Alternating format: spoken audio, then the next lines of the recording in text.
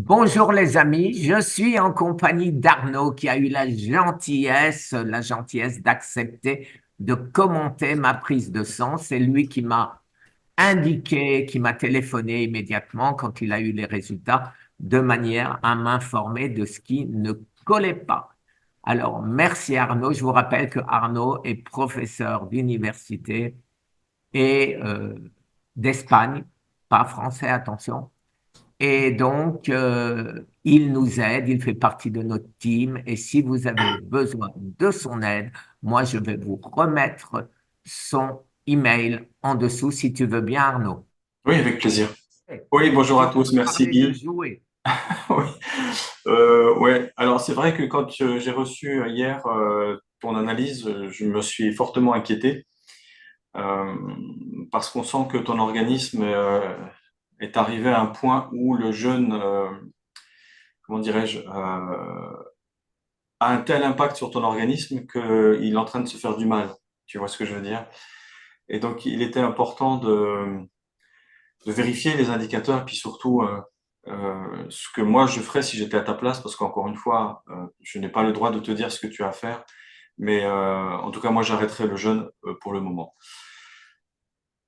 Donc on va commenter un tout petit peu les indicateurs si tu es d'accord. Les premières pages, bon, c'est ton cholestérol. Attention aux graisses saturées qui n'aident pas du tout dans le cholestérol. Ça, je te laisse la partie à toi, tu sais très bien la gérer. Je peux te poser une question? Je prends beaucoup pour les oméga 3. Je prends pas mal de crevettes. Est-ce que les crevettes peuvent être la cause de l'augmentation de cholestérol? Oui, ça pourrait, parce qu'en fait, c'est qu'une partie, hein. Il faut comprendre que tous les omégas, il y a le 3, le 6, le 9 et le DHA, doivent être complètement équilibrés. Et donc, à un moment donné, si on est en excès d'oméga 3 ou d'oméga 6, en fait, on déséquilibre le tout. Et il y a des produits acéité marine, par exemple, des produits de la mer, dont on rajoute des éléments pour être très équilibré. Par exemple, on sait que l'huile de pépin de raisin a beaucoup d'oméga 3 et donc il faut l'équilibrer avec également de l'huile d'olive, l'huile de lin. Donc voilà, c'est des équilibres à essayer d'avoir lorsque l'on prend des éléments, entre autres les oméga, parce que effectivement, ça peut complètement déséquilibrer. Oui, tu avais bien dit que ton analyse de sang était à jeun le matin. Tout à fait, à jeun, 8 heures du matin. Ok, donc on est toujours un petit peu en pic glycémique, page 4, où tu as 104. Alors, c'est rouge, on va dire. C'est pas excessif, mais ça indique effectivement que tu es toujours en autophagie. On pose la question à partir de quand le corps est en autophagie. Alors, on rappelle l'expression autophagie. Euh, c'est quelque peu récupérer des éléments nutritifs de l'intérieur. Donc, le corps, à un moment donné, quand on arrête de lui donner à manger, bah, il va puiser, donc il va s'auto-digérer quelque part en utilisant des stockages qu'il a fait. Et effectivement, à partir du moment où on arrête le sucre, parce qu'il faut quand même comprendre que le sucre fait partie du carburant de toutes nos cellules, et quand on arrête de lui donner du sucre, eh ben, il va chercher dans les stocks de graisse qu'il retransforme en sucre. Et donc, effectivement, l'autophagie démarre à partir du moment où le corps utilise des éléments nutritifs de l'intérieur pour continuer à faire vivre son organisme. Donc, l'autophagie peut arriver très rapidement dans les quelques heures après l'arrêt de la digestion. Parce que les gens me disent, ouais, c'est qu'au bout du troisième jour, quatrième jour. Non, pas du tout. À partir du moment où ils puisent dans les stocks de graisse pour chercher du sucre, on est déjà en autophagie. Pour ce que j'en sais, c'est l'autophagie profonde qui commence à partir de 3 jours.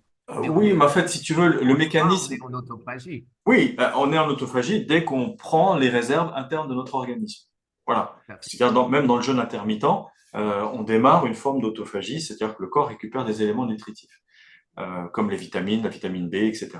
Mais effectivement, l'autophagie profonde, effectivement, bah, plus on attend, plus on va en profondeur dans le déstockage.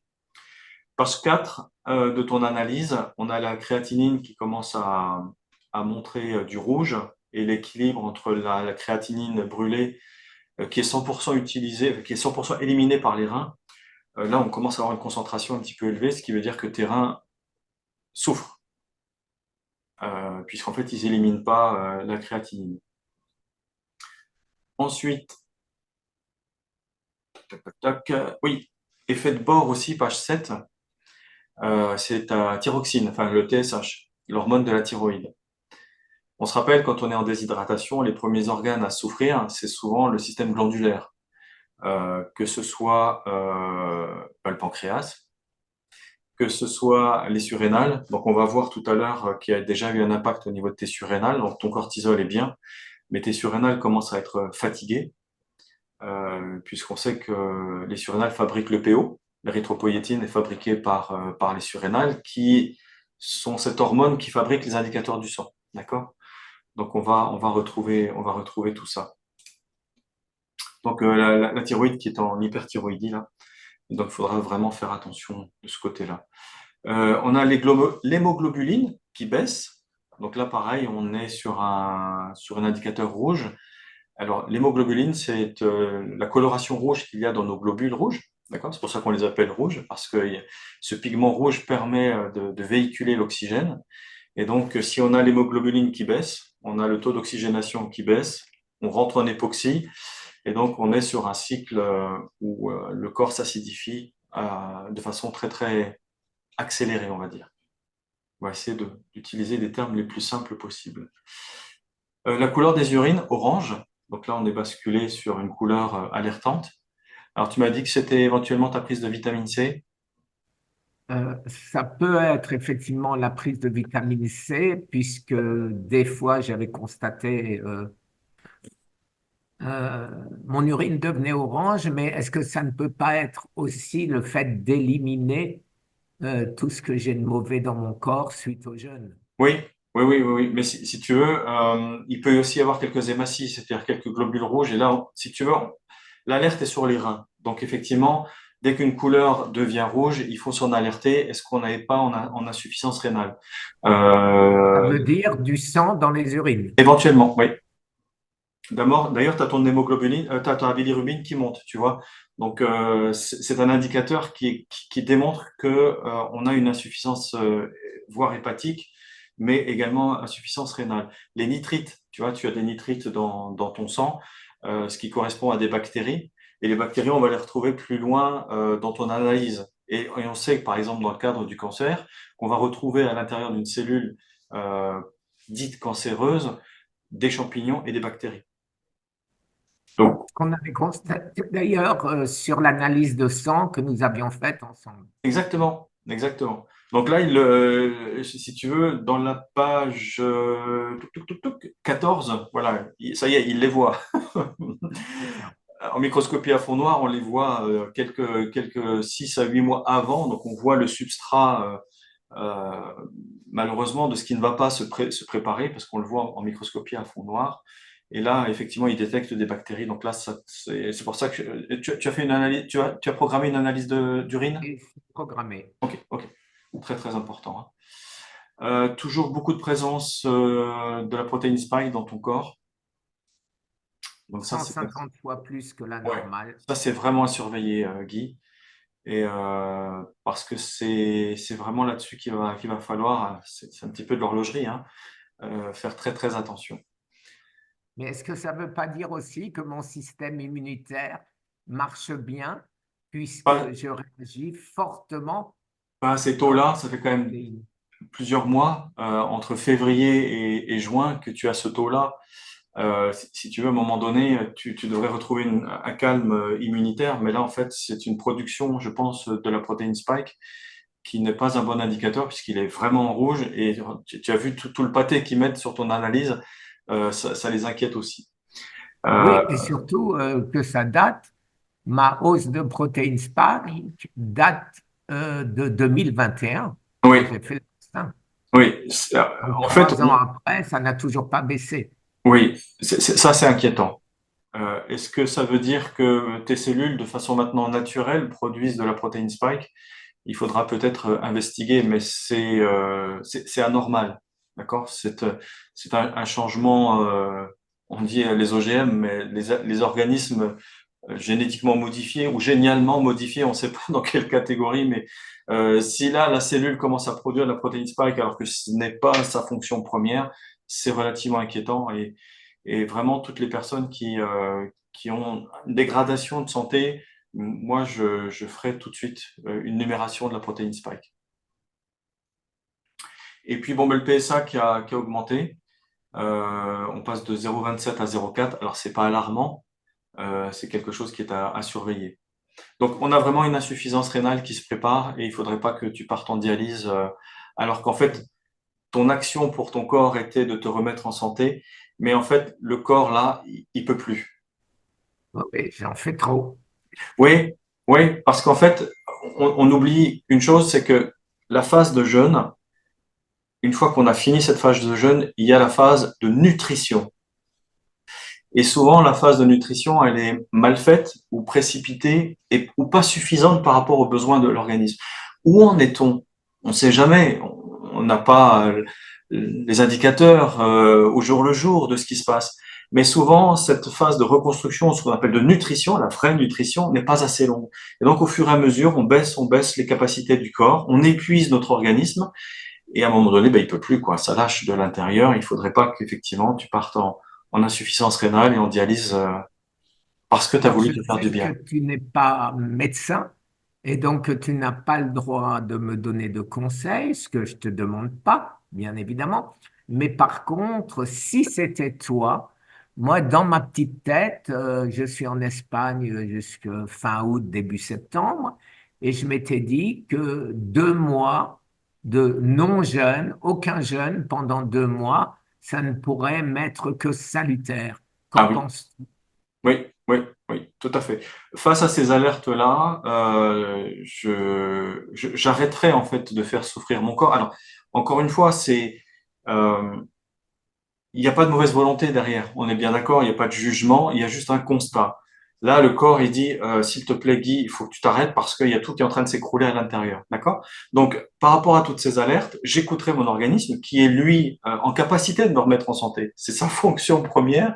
Et là, il me dit, c'est bon, ça suffit, j'en peux plus.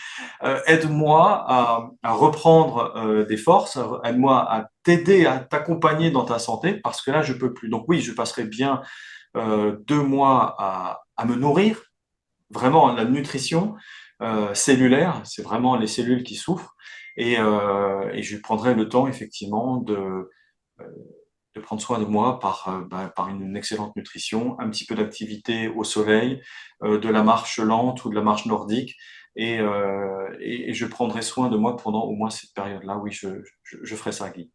Et j'avais envie aussi, sachant que, tu sais, les capsules de tous mes nutriments ont peut-être je sais pas comment on appelle ça, des éléments qui peuvent accélérer comment on dit ça, le fait que les microbes peuvent passer à travers la barrière intestinale. C'est souvent le signe d'une inflammation viscérale, d'accord? À partir du moment où on a une inflammation viscérale, on a une perméabilité des parois des intestins.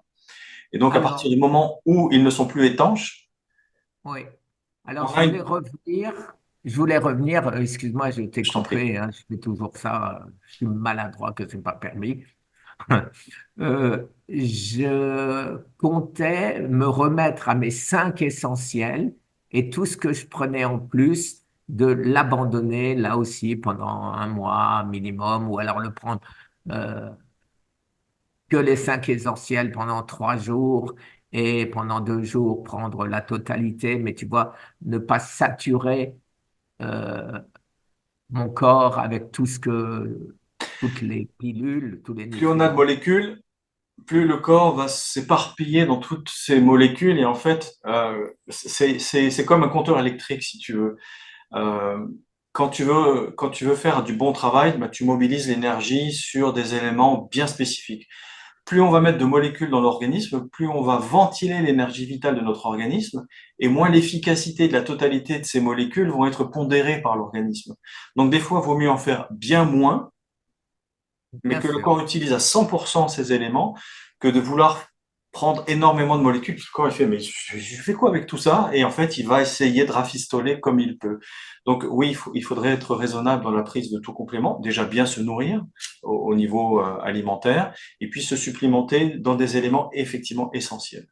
En tout Magnifique. cas, il faut vraiment que tu arrêtes ton jeûne, Guy. Conseil d'amis cette fois-ci. Voilà, alors écoute, je peux déjà te donner un premier résultat. c'est que mon urine, dès ton alerte, j'ai bu immédiatement, j'ai arrêté les suppléments et le lendemain matin, mon urine était déjà de nouveau normale, de couleur normale, c'est-à-dire jaune clair. D'accord. Alors, tu sais, on avait décidé de démarrer les conférences sur le jeûne.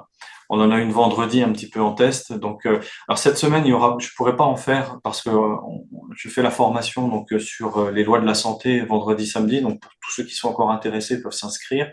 Mais à partir de la semaine suivante, on Tu fera me le donnes les liens vendredi. que je mets en dessous de cette vidéo. Oui, donc pour le vendredi prochain, donc pas ce vendredi-ci, mais le vendredi de la semaine prochaine, 20 h heure de France, on parlera du jeûne. On parlera, alors encore une fois, c'est un sujet qui est vaste, hein, le jeûne. Il y a des compréhensions qui sont très variées, mais on parlera du jeûne vendredi prochain. À ce sujet-là, j'ai appris que Mayo Clinic, avec d'autres professeurs, dont les professeurs de Mayo Clinic, vont publier, c'est en cours, euh, une publication, paraît-il, publier une publication très importante sur le jeûne, où ils vont annoncer tous les bienfaits du jeûne et ce qui va en Guy, total. euh, Guy, un prix Nobel, à moins qu'on ait, parce qu'en science, le débat contradictoire est toujours le bienvenu, on est d'accord. Mais un fait qui a été validé par un prix Nobel de médecine.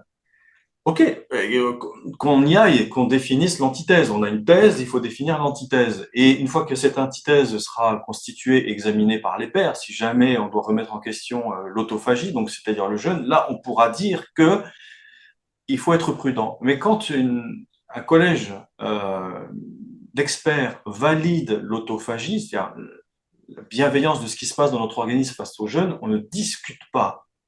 Et on ne peut pas remettre en question Évidemment, juste on parce ne que l'on peut que dit que c'est pas bon. constater que ça marche. Mais c'est un fait. Ben oui. Maintenant, encore une fois, c'est un prix Nobel de médecine, donc ça doit être encadré. Il y a des choses qui doivent être quand même encadrées. C'est un soin thérapeutique. Donc, c'est quelque chose qui est bien, qui doit être suivi. Et d'ailleurs, on en parlera à la conférence, pas de ce vendredi, mais la semaine suivante, que les choses doivent se préparer, on suit et on sort d'un jeûne pour que le corps en tire vraiment profit et qu'il n'y ait pas des alertes comme certains peuvent le vivre. Donc, c'est vraiment un outil qui est fantastique. Ça fonctionne chez chacun d'entre nous, mais il faut l'utiliser dans la bienveillance. Voilà. Il y avait autre chose où tu as fait le tour de mes C'est points suffisant, Guy. négatifs. Oh, pourquoi? Oh là là, il y en a d'autres. Non, non, non, non, non, non, non, non, il n'y a pas besoin d'en Tu m'as fait rajouter. peur. Tu m'as fait peur. C'est suffisamment alertant pour qu'on ait pris du temps hier pour en discuter. Et donc, voilà, il faut faire attention. Parce que des fois, encore une fois, quand on veut faire du bien à notre organisme, si on n'arrive pas à ressentir les choses, on peut se faire du mal. Oui, petite question, je ne sais pas si tu auras la réponse, mais un professeur qui fait partie de notre team m'a écrit, t'inquiète pas, pour ta hausse de PSA, ça peut être dû à la réaction due au jeûne. Oui. Est-ce que c'est vrai ou Oui, oui, pas? oui, ça peut, ça peut, ça peut. Mais encore une fois, c'est pas là-dessus qu'on va se focaliser. L'alerte n'est pas à ce niveau-là. À 0,4, il faut être rassurant. Il y a pire. Donc, non, non, on est toujours dans des indicateurs à surveiller. Effectivement, le delta entre 0,27 et 0,4 peut être un delta grand, mais si tu veux, on n'est pas dans des seuils où il y a une criticité sur cet indicateur-là. Les indicateurs critiques sont ailleurs aujourd'hui. Voilà, mais n'oublions quand même pas que c'est le PSMA qui l'a montré, que j'ai une tumeur à la prostate et que j'ai deux métastases, que mon oncologue m'a confirmé que c'est toujours un cancer de stade terminal, glisone 9 stade 4. Et donc, ceci, j'irais dire, au vu des résultats, on a un peu tendance à l'oublier.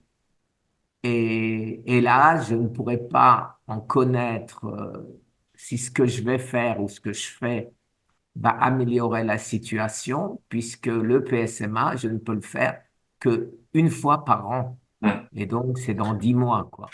Disons que les bactéries, les nitrites, euh, ne sont pas des éléments qui sont présents dans ton organisme et qui sont des bons indicateurs. Parce qu'effectivement, c'est des indicateurs de l'activité in vivo des cellules cancéreuses. Donc, Tout il à se fait. passe quelque chose et c'est à surveiller. Alors, c'est peut-être pas au niveau de la prostate, hein, puisque tu as des éléments qui s'allument ailleurs, mais vraiment, c'est vraiment à surveiller. Voilà.